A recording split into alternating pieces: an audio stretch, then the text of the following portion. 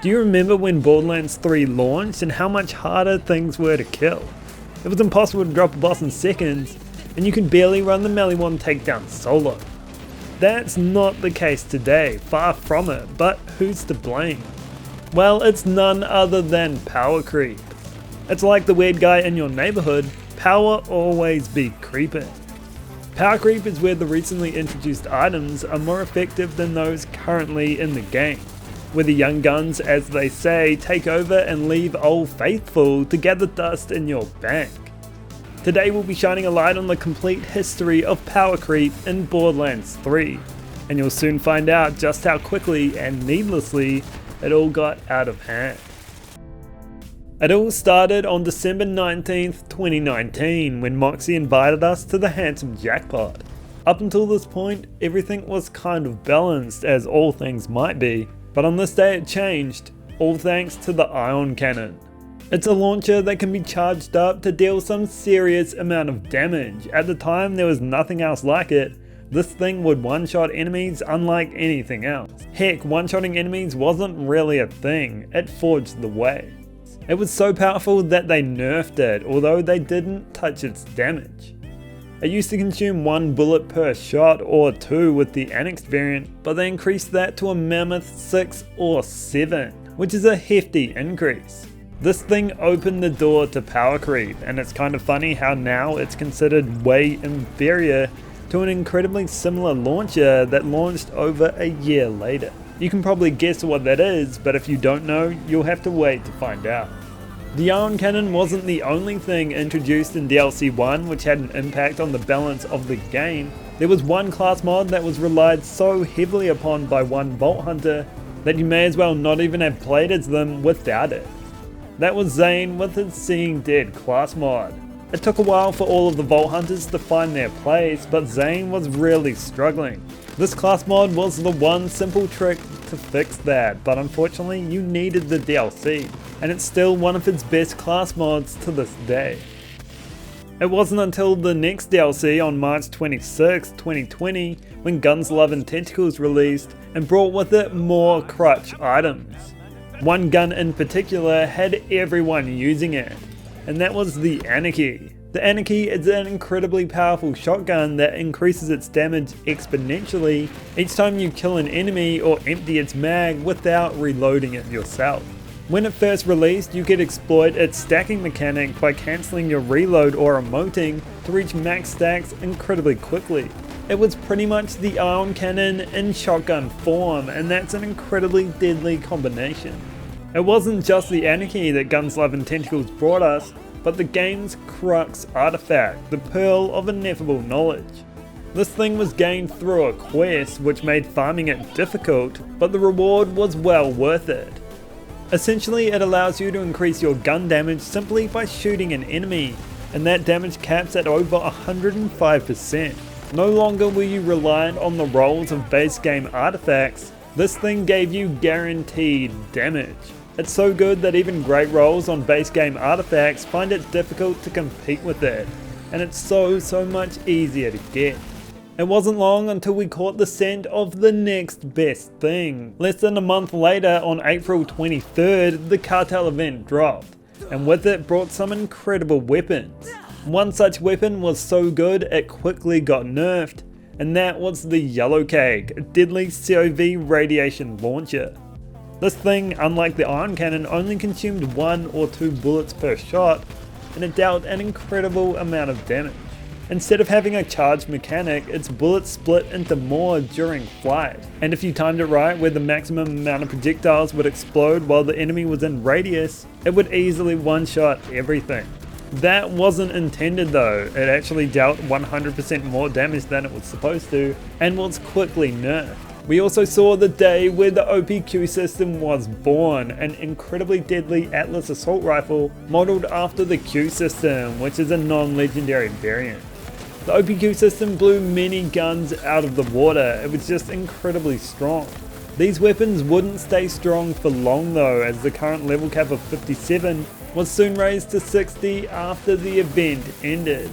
However, power crept in a big way on April 23rd with the introduction of Mayhem 2.0 and weapons exclusive to Mayhem 6. One such weapon was the Monarch, an incredibly deadly beast of an assault rifle, firing an incredible amount of bullets in a short amount of time, and with the OPQ system stuck on 57, easily became the top assault rifle in the game and comfortably one of the best weapons going around. There wasn't much that could handle Mayhem 2.0 when it arrived, and the Monarch became heavily relied upon for a long period of time. We also saw the Calcin, everyone's favourite Mayhem 2.0 weapon, up until it was nerfed about 2 months into it. At that time you really only had the Cutsman and the Kibesworth that could pull their weight in the SMG department. But the Calcin came along and changed everyone's idea of what a good SMG was. Also part of the Mayhem 6 package was the Sandhawk, which changed the landscape of sniper rifles forever. Competition at that stage was the Leuda, which received an early nerf, and the Krakatoa, which was buffed at some point, but the Sandhawk released many levels above. It was so powerful that it was even nerfed alongside the Calcin and Yellowcake, but still performed miles better than any gun that came before. Mayhem 2.0, like the Cartel Event and Handsome Jackpot DLC, also introduced a powerful launcher, this time in the form of the Backburner. By this time people had forgotten about the Iron Cannon, and when the Yellowcake was nerfed, the Backburner was there to take its place. Its drop was bugged at first, making you incredibly reliant on the Calcin, Monarch and Sandhawk to combat the more difficult Mayhem levels. But when it was fixed as part of Phase 2, it joined the Power Crept pack. And it wasn't the only thing recruited on that day. Gearbox were building an army. April 23rd was only a warm-up before power creep became truly prevalent in Borderlands 3. All those weapons were available free to all players, but if you wanted more than 6 weapons to combat the difficulties of Mayhem 2.0, then you needed the Bounty of Blood DLC, which landed on June 25th, 2020. This DLC got the game back on track, introducing a number of incredibly powerful weapons.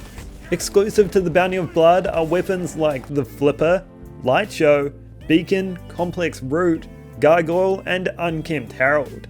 All of those weapons are top tier to this day, and at the time, you needed them. Even weapons like the Stone Thrower, Robin's Call and Proprietary License were better than any base game weapons available. It was really only the unnerfed Recursion at the time, and the buffed Lob from the base game that could compete.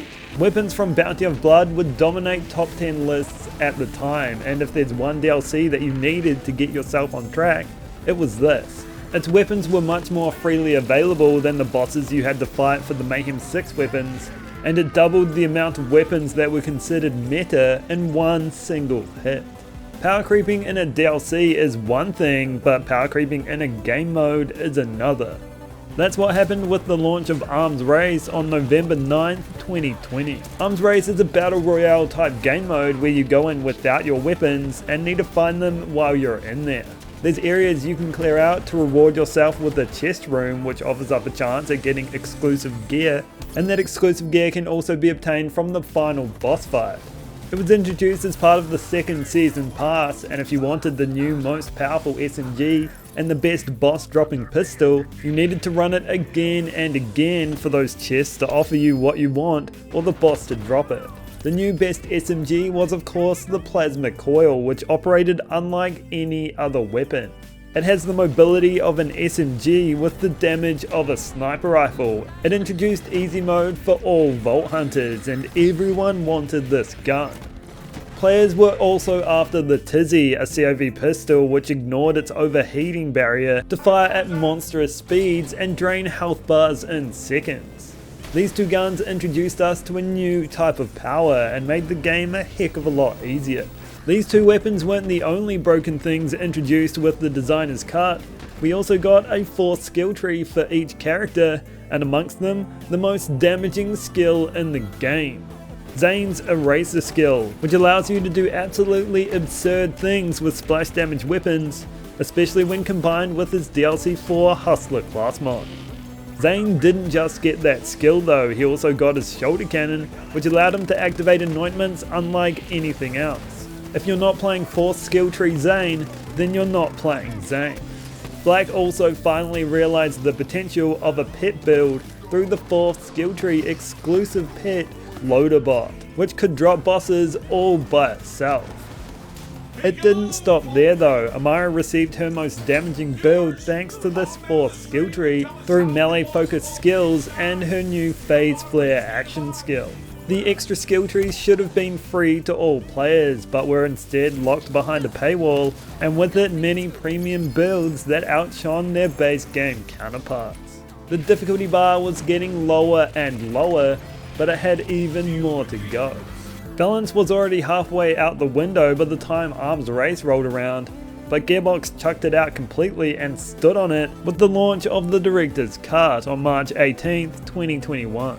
Not only was this the day that the shield meta got torn apart, but we got some pretty ridiculous weapons too. One such weapon was the Guardian Angel, a weapon that you could simply hold in your hands to increase your damage by up to 400%. It increases all of your damage based on how far away you are from your enemies, and meant you could just stand there and look pretty while everything around you crumbled. It is the go-to for weaponless builds, and there's simply nothing else like it. With the Director's Cut, we also got the Free Radical, a ridiculously strong pistol. This thing is comfortably top 3 in the game, and it came out last. They had to top all the power crept items that came before it, and they did just that. It was a pattern by this point. We also got the Kick Charger on the same day, a weapon very similar to the Ion Cannon, but blown completely out of proportion. Where the Ion Cannon consumes 6 or 7 bullets per shot, this thing consumes just the 1. Its projectiles pierce enemies, and you can forego the charge time altogether simply by sliding. When you think about how much more powerful the Ion Cannon was than anything else at the time, and this comes out 16 months later and is far more superior, that's a good indication of power creep in Borderlands 3, where it started to where it ended, but it didn't end there. What completely destroyed any kind of notion that there wasn't power creep in Borderlands 3 or that it was being contained was the shields released on this day. We got the Infernal Wish and the Revolter. Both of these are shields that heavily increase your damage. Up until this point, shields were mainly support items. You only had the Old God, which would increase your damage, and that was only of one element by 20%. These come along and they more than double it. If you didn't have the second season pass and weren't running one of these 2 shields, you were missing out on a massive piece of the damage puzzle. The Infernal Wish will have you firing an extra projectile as long as there's some charge in it, and the Revolter would grant you an extra 200% bonus damage as shock damage and a boost to fire rate for 15 seconds after it is depleted. They basically introduced 2 B shields that were better than the B shield on the same day as part of the same DLC package. But they kind of separated it too, because you have the Designer's Cut with the Infernal Wish and the Director's Cut with the Revolter. If the game was easy before, it was a cakewalk now. Power wasn't creeping, it was seeping through the very fabric of Borderlands 3. But that wasn't it, they still had a couple of rounds more to fire. On the 5th of August 2021, the second Vault card was released. This time introducing the Shaluta, a legendary artifact that would increase your legendary drop rates by 1000%. By this time, legendaries were already dropping like my cryptocurrency investments, but this thing had them falling out of every crack and crevice. It's crazy that they even thought of introducing this in the first place. The last bang out of the power creep cannon was a big one. On November 18th, 2021, we got the Blade Fury, a weapon similar to the Face Puncher, but deals splash damage and melee damage. The Face Puncher was already broken, but this redefined what broken meant. If you had a melee build and slotted this thing into it, you were unstoppable. It's kind of good for us that this is where it stopped though. Imagine where we'd be today if the power creep continued.